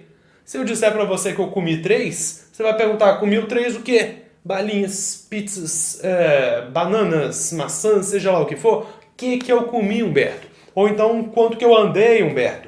A unidade de medida vai dizer o que eu estou contando. Corri 10 quilômetros, comi 3 balinhas, seja o que for. A unidade de medida está me dizendo o que eu conto. No Enem vai te dar para converter a unidade de medida. Vão te dar em metros, por exemplo, e perguntar quantos quilômetros foram percorridos. Ou vão falar em jardas e pedir para você converter para centímetros. Teve uma questão muito complexa do Enem 2019, que até o Fredão, na última aula dele, vai explicar um jeito alternativo de resolver, só que nessa questão pediu para converter de pé, para jarda, para centímetro, para sei lá o quê. E no sistema que não é o nosso sistema métrico, jarda é tipo 6, blá blá blá, e pés é 2,3 alguma coisa, polegadas é alguma coisa, tudo muito quebrado. Essas conversões de unidades de medida são bem complexas porque exigem regras de 3 e exigem realmente multiplicações por números quebrados. Só que geralmente a conversão de unidade de medida é um negócio muito tranquilo, porque é simplesmente multiplicar por 10, dividir por 10, que é o que eu vou ensinar aqui para vocês. No nosso sistema métrico, as coisas são muito fáceis. No sistema lá dos Estados Unidos, que é jardas, pés, galões, onças, todas essas coisas, não sei como é que eles entendem, sabe? Eles entendem por intuição, mas o mundo inteiro não entende o que eles medem. Um galão de leite, ao invés de falar 1 litro de leite, eles falam em galão. E um galão mede sei lá quantos litros, é um número quebrado. É tudo muito quebrado lá nos Estados Unidos, mas pra gente é muito fácil. Centímetro para metro é multiplicar e dividir por 100. Quilômetro para metro, multiplicar por 1000. Grama para miligrama é 1000. É tudo potência de 10. 10, 100, 1000, 10.000, 100.000, 1 milhão. Então, para a gente converter essas unidades de medida, é muito fácil. Vou explicar para vocês aqui a tabelinha que você precisa, entre aspas, memorizar. Porque não é memorizar, é só lembrar do nome das unidades de medida. Mas, a partir dessa tabelinha, você faz qualquer conversão de unidade de medida que vier para você. Essas tabelinhas aqui vão ser importantes para vocês. Cada linha eu estou usando uma unidade de medida diferente. Por exemplo, gramas, metros, watts, ou seja o que for. Essas outras letrinhas que estão acompanhando o grama são os prefixos. Prefixo, por exemplo, quilograma. Quilo significa 1000. Ou seja, quilogramas são 1000 gramas. Mili significa 1 milésimo. Então, 1 miligrama é 1 milésimo de grama. Da mesma forma, metro, decímetro, centímetro, milímetro, decâmetro, hectômetro, quilômetro. Cada um desses prefixos está representando uma multiplicação ou uma divisão por 10. Ou seja, 1 metro são 10 decímetros, ou 100 centímetros, ou 1000 milímetros. 1 metro é 1/10 de decâmetro, ou 1/100º de hectômetro, ou 1 milésimo de quilômetro. Percebe? É tudo potência de 10. 10, 100 mil, dividido por 10, dividido por 100, dividido por 1000. A única coisa que não está nessa tabelinha que talvez você precise em questões de física é o mega. Por exemplo, megawatt. A gente sabe até o quilômetro. Até o quilômetro é vezes 1000. O mega é vezes 1 milhão. Só guarda isso na sua cabeça. Eu tenho watt, quilowatt são 1000 watts, e eu tenho um megawatt aqui, gigantesco, que são 1000 quilowatts. Então, só guarda isso na cabeça, 1000, 1 milhão de watts, tá? Mas não vai precisar disso daqui. Na verdade, você só vai precisar até o quilo mesmo, do quilo ao mili, senão ele vai te falar. Por exemplo, um outro prefixo super complexo, nano, por exemplo, fento, pico, alguma coisa assim. Existem outros prefixos, mas ele vai ser obrigado a te falar porque o comum e o normal de se conhecer são esses prefixos daqui. Vamos lá, coloquei aqui do metro porque é o mais intuitivo. Grama, watt, poderia complicar um pouquinho, mas é tudo a mesma coisa. Coloquei do metro, do padrão do metro, porque é o mais normal da gente falar milímetro, quilômetro, coisas assim. Eu quero transformar 131 metros em milímetro. Como que eu vou usar essa tabela? A unidade vai exatamente para onde está a unidade de medida. 131 metros, vou colocar 1, e agora eu vou preencher o resto. Opa, 3 e 1. 1, 3, 1, beleza. O meu 1 está aqui, o meu 1 está junto com o metro, então eu coloquei aqui. O resto, ou você preenche de zeros e vírgula 000, porque lembra do que eu te falei? 0 à esquerda não significa nada e 0 depois da vírgula também não significa nada. Então, faço isso daqui, coloco a vírgula exatamente após o meu número. Para converter para milímetro, eu simplesmente vou deslocar a vírgula até o milímetro. Então, ao invés da vírgula estar aqui, a vírgula vai para cá. Então, eu vou ter o quê? 131.000 milímetros. 131.000 milímetros. Pronto, converti de metro para milímetro. Da mesma forma, se eu quisesse 12,3 centímetros para quilômetro, eu ia fazer a mesma coisa. Deixa eu apagar aqui. Vou colocar a unidade, a última casa antes da vírgula, no centímetro, 12, e aí vou preencher vírgula 3, 1 e o resto 0. A unidade, a última casa antes da vírgula, vai acompanhar a unidade de medida que eu estou medindo aqui, no caso centímetro, o meu 2 vai para a casa do centímetro. Para converter para quilômetro, a minha vírgula vai para a casa do quilômetro. Então, vai dar 0,000123.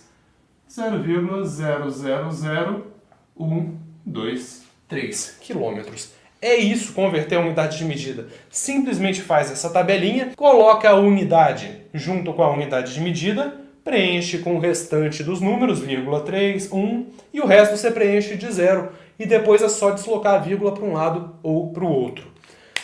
Agora, se fosse metro quadrado, por exemplo, se fosse metro quadrado, vai ser a mesma coisa, só que cada casinha vai ter 2 espaços. Porque metro quadrado não são 2 dimensões? Comprimento e largura, por exemplo, eu estou falando de área. Então, cada uma dessas casinhas está referente às 2 dimensões. Então, por exemplo, deixa eu pegar aqui, se fosse quilômetro quadrado, hectômetro quadrado, metro quadrado, etc., eu quero converter 12,3 centímetros quadrados para quilômetros quadrados. Qual que seria a diferença? Ao invés de um número por casinha, vão ser 2 números por casinha. Então aqui, 12,3, o 2 vai para o centímetro, mas ao invés de eu colocar o 1 aqui, eu vou colocar o 1 no mesmo lugar do centímetro, porque cada casinha tem que ter 2 números agora. 3, 30. 00, 00, 000000. Opa, agora é só deslocar a vírgula. Já preenchi tudo com 2 números em cada casinha. Passa aqui.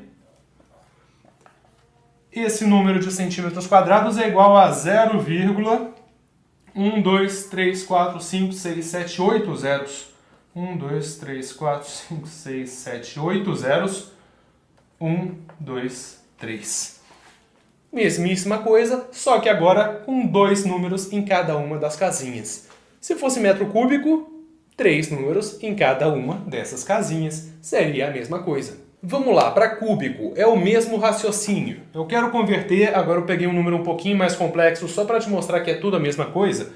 1,2007 decímetros cúbicos para metros cúbicos. O que eu tenho que fazer? Tenho que olhar a casa da unidade e pensar, opa, essa unidade vai para o decímetro cúbico. 1. Mas precisa de 3 em cada uma dessas casinhas, né? Então eu vou colocar 001, tá? Porque senão não vai dar certo. Porque como eu estou falando de cúbico, precisa de 3. Deixa eu colocar bonitinho aqui, 001. A vírgula vem aqui. 2007. São 3 números por casinha. 2007. O restante eu preencho com 0. 000, 000. São 3 dimensões. 3 números por casinha, 00. Pronto, tenho 3 números em cada uma das casinhas, quero converter para metro cúbico, a minha vírgula vai deslocar para cá. É a mesma coisa que 0,001207. 0,0010012007 metros cúbicos. Pronto. Simples, simples, simples, consegui resolver isso daqui. Agora pensa no raciocínio. E eu vou desenvolver isso com vocês agora em escala, daqui a pouquinho em escala. Com uma dimensão linear, eu estou multiplicando por 10, dividindo por 10. A cada deslocamento da vírgula, eu estou multiplicando por 10 ou dividindo por 10. Nas dimensões quadradas, a cada dimensão, metro quadrado, decímetro quadrado, centímetro quadrado, milímetro quadrado, eu estou multiplicando ou dividindo por 100. Percebe? Multiplicando ou dividindo por 10 ao quadrado. Porque como são 2 dimensões, cada dimensão linear é multiplicada por 10. Logo, as 2 dimensões lineares são multiplicadas por 10 ao quadrado, que dá 100. Da mesma forma aqui, por que tem 3 numerozinhos em cada casa? Porque são 3 dimensões lineares. Então, passar de decímetro cúbico para metro cúbico, eu tenho que dividir a primeira dimensão por 10, a segunda dimensão por 10 e a terceira dimensão por 10. No fim das contas, eu tenho que dividir por 10 ao cubo, que é 1000. Então, eu passei 3 casas decimais a vírgula para cá, porque eu dividi, percebe, por 1000. Então, esse raciocínio que eu quero que você tenha para agora a gente falar de escala. Vamos fechar aqui com escala, que a gente vai usar a regra de 3, vai usar isso de dimensões lineares, vai usar isso de conversão de unidades de medida, para a gente fechar com chave de ouro. A última coisa que eu quero que você entenda daqui, dessas unidades de medida, é que metro cúbico, decímetro cúbico e centímetro cúbico são importantes grandezas na hora de questões do Enem. Porque 1 decímetro cúbico é igual a 1 litro. Se eu tiver uma caixinha de lado 1 decímetro, ou seja, 0,1 metro, 1 decímetro e 1 decímetro, cabe exatamente 1 litro de água aqui. Então 1 decímetro cúbico é igual a 1 litro. 1 centímetro cúbico é igual a 1 mililitro. Porque 1 centímetro cúbico é 1 milésimo de decímetro cúbico. Logo, 1 centímetro cúbico é 1 mililitro, que é 1 milésimo de litro. Por consequência, 1 metro cúbico é o quê? 1000 litros. Porque 1 metro cúbico tem 1000 decímetros cúbicos. Então, 1 metro cúbico tem 1000 litros. Metro cúbico é igual a 1000 litros. Só memoriza isso daqui, tá? Decímetro cúbico é litro, centímetro cúbico é mililitro e metro cúbico é 1000 litros. Mas, na verdade, a única coisa que você precisa memorizar mesmo é que decímetro cúbico é litro, porque a partir daí você calcula quanto vale o centímetro cúbico e calcula quanto vale o metro cúbico. Mas, para você acelerar, é melhor você já memorizar esses três. Ah, sim, gente, uma última coisa. Lembra que eu falei para vocês que eu ia explicar qual que era a fórmula do quilômetro por hora para o metro por segundo? Pois é, segundo, minuto e hora são as únicas unidades de medida fora desse padrão de multiplicar por 10 e dividir por 10. Uma hora tem 60 minutos e um minuto tem 60 segundos. Não são 100 minutos e 100 segundos. É a única que vai ser diferente, mas é o mesmo raciocínio. Quantos segundos tem uma hora? Porque eu quero converter de quilômetro por hora para metro por segundo. Então eu tenho que converter quilômetro para metro, isso é fácil, e hora para segundo. Quantos segundos tem a hora? Poxa, vamos fazer regra de 3, né? Se uma hora tem 60 minutos e cada minuto tem 60 segundos, poxa, 60 minutos tem quantos segundos? Vamos fazer a regra de 3. 1 minuto tem 60 segundos, assim como 60 minutos tem tantos segundos, tem x, né? Você já entendeu? É grandeza proporcional, porque, poxa, 1 minuto tem tanto, 2 minutos tem o dobro, 3 minutos tem o triplo, 60 minutos tem 60 vezes. Então aqui a gente poderia fazer a regra de 3, poderia fazer o produto cruzado, ou simplesmente ver que aqui multiplicou por 60, então aqui também multiplica por 60. Então, uma hora, ou seja, 60 minutos, tem 3.600 segundos. Então, de quilômetro por hora para metro por segundo, o que está acontecendo? Quilômetro por hora. E eu quero converter para metro por segundo. Então, de quilômetro para metro, eu já sei, né? 1 quilômetro tem 1000 metros. Quilômetro por hora é a mesma coisa que 1000 metros por hora.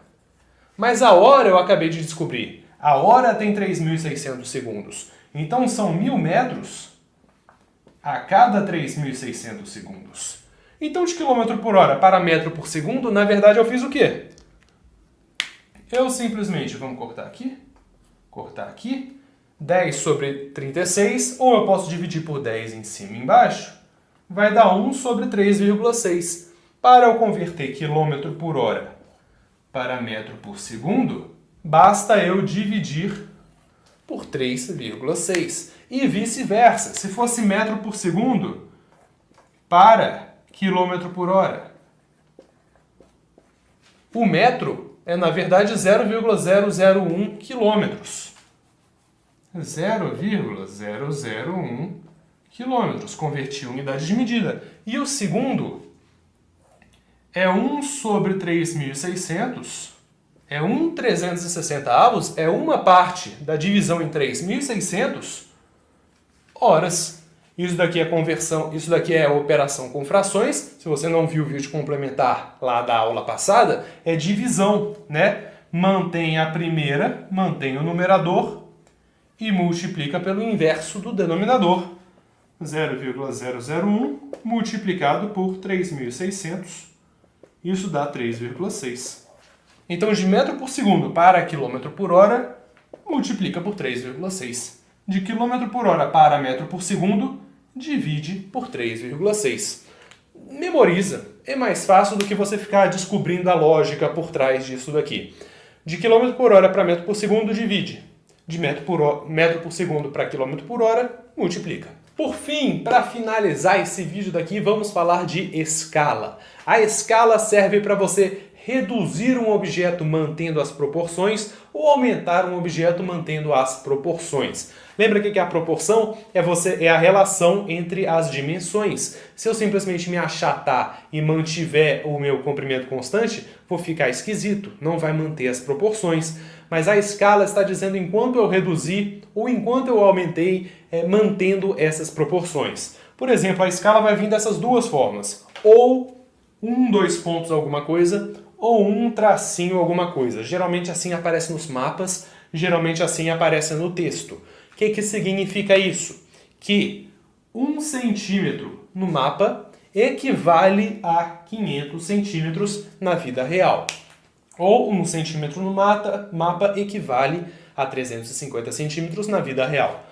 É simplesmente esse raciocínio. Percebe que se você já entendeu regra de 3 lá atrás, você já entendeu que isso daqui é o início da regra de 3? Porque são proporcionais essas grandezas. Poxa, se eu dobrar o tamanho, a distância no meu mapa, vou dobrar também a distância na vida real. Se 1 centímetro vale 500, 5 centímetros valem 500 vezes 5. 12 centímetros valem 500 vezes 12. São grandezas diretamente proporcionais. Isso daqui já é a primeira linha da minha regra de 3.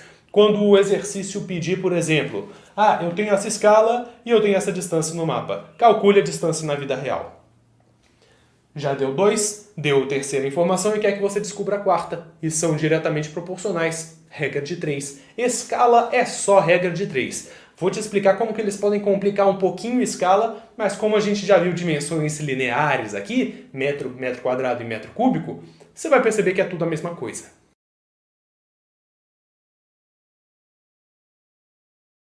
Vamos lá para esse exercício super fácil do Enem 2018, clássico de escala, nem falou de área, nem de volume, simplesmente de comprimento. Ele me deu a escala, ou seja, 1 centímetro no mapa equivale a 58 milhões de centímetros na vida real, e falou, quanto vale isso daqui na vida real? O segmento no mapa que eu estou calculando é 7,6, mas se 1 centímetro vale isso, 7,6 centímetros valem quanto? É regra de 3, percebe? Isso daqui já é a primeira linha da minha regra de 3. 1 centímetro está para 58 milhões, assim como 7,6, que é o que eu quero descobrir, está para x. Pronto. Regra de 3 aqui super fácil. A diferença é que ele deu em centímetro e pediu em quilômetro. Mas acabei de explicar para você como converter unidade de medida. Então vamos fazer os cálculos, né? 1x é igual a 7,6 vezes 58 milhões. X é exatamente esse produto. Faça o cálculo e depois a gente converte naquela tabelinha. Fazendo o cálculo, você encontra que x é igual a isso, centímetros. Então, vamos converter isso para quilômetros. O que você faz? Você coloca o último número na casa da unidade de medida. Humberto, mas não é o último número que tem valor? Não, é o último número que está na unidade. Porque esse número daqui, na verdade, é 0,00000, né? Infinitos zeros. Esse é o primeiro número antes da vírgula. Esse é o número que vai na unidade de medida. 0, aí a gente continua, né? 0, 0, 0, 0, 0, 0, 0, 0, 0, 1 por casinha, porque a gente está falando de simplesmente centímetro, não centímetro quadrado nem cúbico. 0, 0, 0, 0, 8, 0, 4, 4. Nem importa o que tem aqui antes, porque na verdade a gente quer levar a vírgula para a casa do quilômetro. Então simplesmente pega essa vírgula e coloca aqui. Qual que é a sua resposta? 4408,0, ou seja, 4408. Resposta certa, 4.408 quilômetros. Simples. Questão de multiplicar e dividir. Teve divisão ainda por cima? Teve, né? A gente dividiu aqui por 10 mil, mas no fim das contas era simplesmente entender o que era uma escala, o que a escala representa, fazer regra de 3 e partir para o abraço. Agora, antes da gente finalizar e eu falar de área e de volume, que vão ter mais 2 exercícios complexos agora para vocês, para fechar com chave de ouro, só quero que você desenvolva esse raciocínio aqui, porque a gente está nos mestres do Enem, a gente quer desenvolver o raciocínio e não só ficar explicando o básico do que significa escala. Tenho 2 escalas diferentes aqui, um para 50 e um para 50 mil. Qual dos 2 mapas vai ter mais detalhes? Ou seja, qual vai ser maior? Esse ou esse? Você pode olhar, poxa, esse número é maior aqui, então esse mapa vai ser o maiorzão, vai dar para ver mais detalhes. Mas é justo o contrário. Isso daqui está representando enquanto reduziu. Na verdade, esse número depois do 2 pontos significa enquanto reduziu. Porque, poxa, se eu reduzir pouco o meu mapa, ou seja, 1 centímetro vale só 50, eu vou precisar de um mapa maior para caber todo o comprimento da minha coisa que eu quero representar nesse meu mapa. Mas se eu estou reduzindo em 50 mil vezes, o meu mapa vai ficar bem pequenininho, porque 1 centímetro vai representar 50 mil daqueles centímetros lá. Então tem muita coisa cabendo nesse só 1 centímetro. Então não vai caber tanto os detalhes do que se eu tivesse simplesmente 1 centímetro representando 50. 50 centímetros para caber aqui vai ter muito mais detalhe, mais informação do que se eu quiser aglutinar 50 mil centímetros em só 1. Então, quanto maior for esse número daqui, maior é a redução, menorzinho é o meu mapa, menos detalhes tem nele, né? Eu precisaria de uma lupa muito grande para conseguir enxergar alguma coisa aqui de detalhe. Aqui não, já começa a ficar mais interessante de ver detalhes nas coisas. Quanto menor, mais detalhes. Agora vamos finalizar aqui com 2 exercícios e um terceiro complexíssimo para vocês, mas com a informação seguinte. Todas as escalas, a não ser que elas especifiquem o contrário, estão se referindo a uma dimensão. Ou seja, ao comprimento, ou à largura, ou à altura. Apenas uma dimensão. Se eu estiver falando de área ou de volume relacionado à escala, eu vou ter que elevar ao quadrado ou elevar ao cubo. Presta atenção nesse exercício porque na prática faz mais sentido.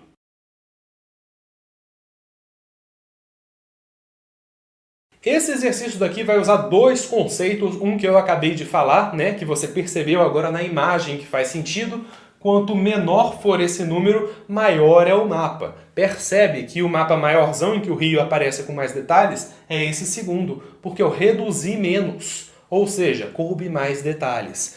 Agora, estava reduzido em 25 milhões de vezes. Agora está reduzido em apenas 4 milhões de vezes. Enquanto ampliou, né? Estava reduzindo em muito, agora está reduzido em menos. Enquanto ampliou, basta fazer essa divisão daqui, porque percebe o seguinte, se tivesse ido exatamente para... Se tivesse cortado exatamente um 0, por exemplo, significaria que estava 10 vezes maior. Então basta eu fazer a divisão entre um e outro. Deixa eu colocar o 0 aqui, para não parecer que eu cortei. Basta eu dividir 25 milhões por 4 milhões para saber em quantas vezes multiplicou. 25 milhões dividido por 4 milhões é a mesma coisa que 25 dividido por 4. Eu cortei o milhões com milhões. 25 dividido por 4 dá 6 vezes 4, 24, 6,25. Ou seja, dessa escala para essa, multipliquei por 6,25. Cada dimensão foi multiplicada por 6,25.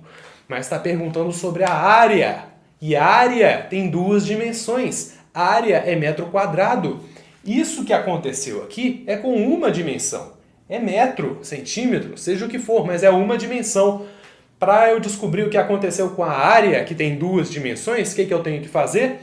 Lembra lá do que eu falei de unidade de medida, quando a gente estava colocando a tabelinha? Falei, quando é área, tem 2 números por caixinha. Cada dimensão linear, comprimento e largura, está multiplicada por um certo valor. Como esse valor aqui está acontecendo com cada uma das dimensões, o que acontece com a área é isso ao quadrado. Se fosse volume, seria isso ao cubo. Simplesmente assim. Então o resultado é 6,25 ao quadrado. Então a resposta mesmo é 39, não é 6. Se a pessoa tivesse pensado, o que aconteceu com o comprimento é 6, marcasse 6, errava. A resposta era 39. Da mesma forma, se fosse com o volume, seriam 3 dimensões. O que acontece na escala acontece ao cubo com o volume.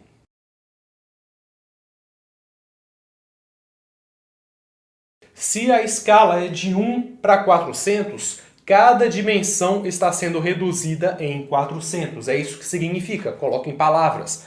Essa redução é de 400 vezes. Para colocar de novo na dimensão original, eu tenho que multiplicar cada dimensão por 400. Então, se o volume da miniatura é 25 centímetros cúbicos, o volume original do monumento é isso vezes 400, vezes 400, vezes 400. Porque cada um desses centímetros aqui, ou seja, cada uma das dimensões, deve ser multiplicada pelo 1400. Então é 25 vezes 400 ao cubo centímetros cúbicos. Fazendo os seus cálculos, você encontrava isso daqui e vamos colocar lá na tabelinha. Eu nem vou escrever a tabelinha toda, porque eu só quero de centímetro cúbico para metro cúbico. Então eu tenho metro cúbico, decímetro cúbico e centímetro cúbico. Coloco a última casa antes da vírgula no centímetro cúbico e preencho o resto, né? 0, 0. Vou riscar para ficar mais fácil. 1, 2, 3. 1, 2, 3. 0, 0. Meia e o 1 aqui. Para metro cúbico é só eu colocar a vírgula logo depois do metro. A resposta é 1.600 metros cúbicos. Se eu não tivesse multiplicado por 400 3 vezes, eu encontraria uma outra resposta totalmente diferente. Percebeu? Quando é comprimento só, você só vê o que acontece na escala. Quando é área, você vê o que acontece na escala ao quadrado. Quando é volume, você vê o que acontece na escala ao cubo. E se eu te perguntasse qual que é a relação entre a área e o volume de uma figura? E para a gente fechar esse vídeo daqui, eu vou te desafiar com esse exercício que eu mesmo criei e coloquei na minha apostila Enem direto ao ponto. Foi esse exercício que eu falei para vocês.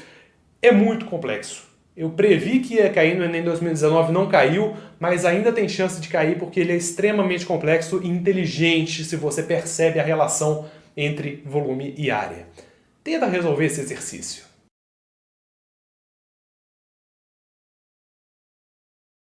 Essa questão aqui eu fiz para ser maldosa mesmo, fiz para ser complexa e complicada. Eu acho que se você entender isso daqui, você entendeu tudo dessa aula até agora. Regra de 3, unidade de medida, escala, 3 dimensões lineares, tudo se resume a esse exercício daqui. O que eu falei para você? Eu já descobri, a gente já concluiu a relação entre comprimento e área, a relação entre comprimento e volume, né? A relação entre comprimento e área, a área são 2 dimensões, então é só eu elevar ao quadrado. O volume é só eu elevar ao cubo. Mas e a relação entre área e volume? Como é que eu faço para calcular a relação entre área e volume? Eu só tenho as relações diretas aqui. Essa relação eu ainda não tenho. A gente vai descobrir agora.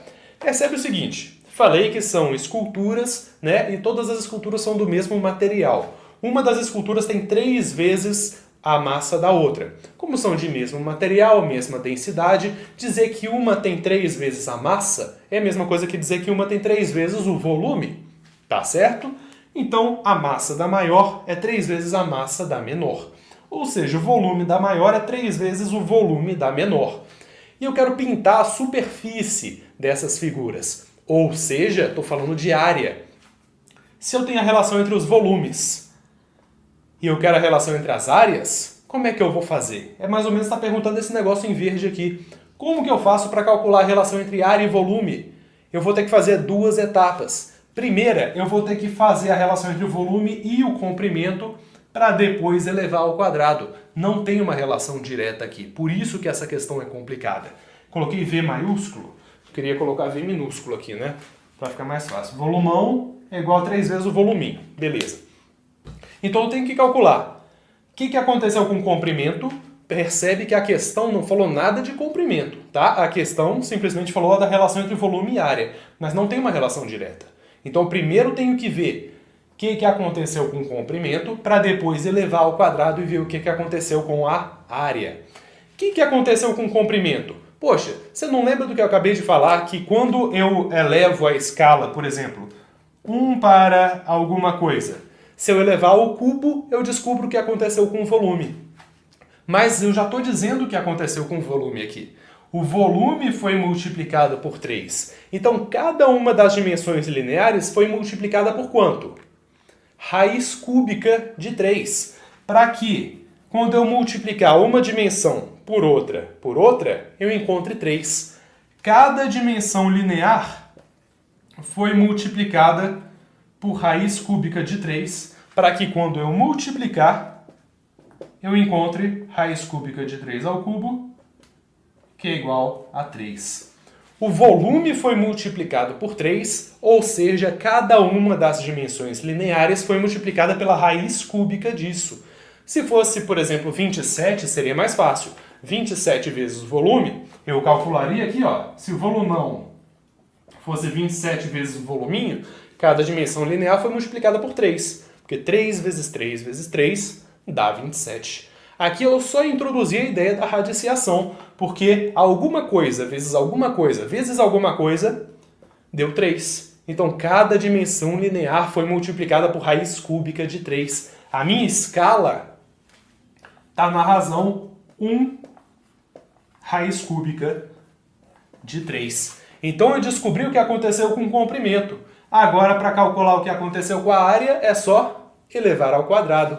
Pego o meu raiz cúbica de 3 e elevo ao quadrado. Então vamos lá, se cada dimensão linear foi multiplicada por raiz cúbica de 3, a área foi multiplicada por raiz cúbica de 3 ao quadrado, que é a mesma coisa que raiz cúbica de 3 ao quadrado. Isso aqui, propriedade das potências, propriedade da radiciação, a gente não cobriu aqui no curso porque é a parte mais mecânica zona, mas isso daqui raramente vai cair no Enem, tá? Mas vamos revisar. Quando você tem uma raiz quadrada, raiz cúbica, raiz alguma coisa de um número dentro da raiz, pensa no sol e na sombra. Eu tenho um solzinho aqui em cima e o sol está projetando aqui. O 3 está no sol, o 2 está dentro da raiz, está na sombra. Quando a gente for converter isso para um expoente que é fracionário, vai inverter.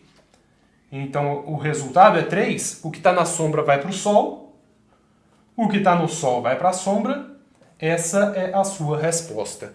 Raiz cúbica de 3 ao quadrado é a mesma coisa que 3 elevado a 2/3.